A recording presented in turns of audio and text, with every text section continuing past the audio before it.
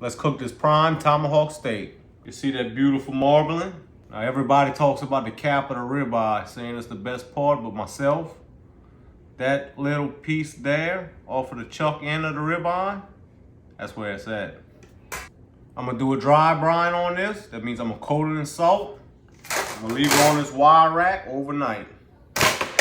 You could be pretty liberal with this. That's a big old piece of meat. That steak's been brining overnight. That salt's pulled that moisture out, created that nice salty brine, and sucks back in it.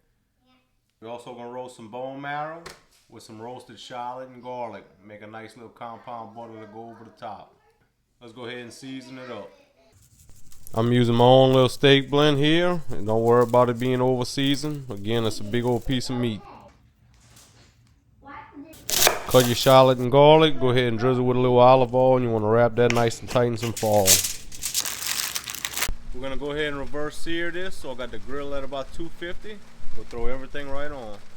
We'll let it go low and slow until that internal is about 120 degrees. The garlic and shallot will be nice and roasted up. I got my grill set up for indirect cooking right now. I'm using lump charcoal only. Again, we're gonna let that steak internal get to about 120 degrees, and we'll pull off and let it rest for a little while we crank that fire up.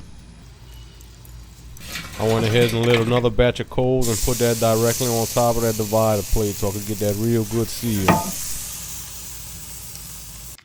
Scrape that roasted bone marrow into some softened butter. Also add those shallots and squeeze in that garlic. Add in some parsley flakes and some flaky salt, and you want to go ahead and give this a stir. Carve your steak however you like. I'm going to go ahead and separate these 3 segments. I like to serve this up on one big sharing platter. I'm going to serve this up with some sauteed mushrooms. Boudreaux's Backyard. I'll have the recipe on the website. Prime tomahawk. Go ahead and pour yourself a mega pint of wine. There's that best piece on the ribeye.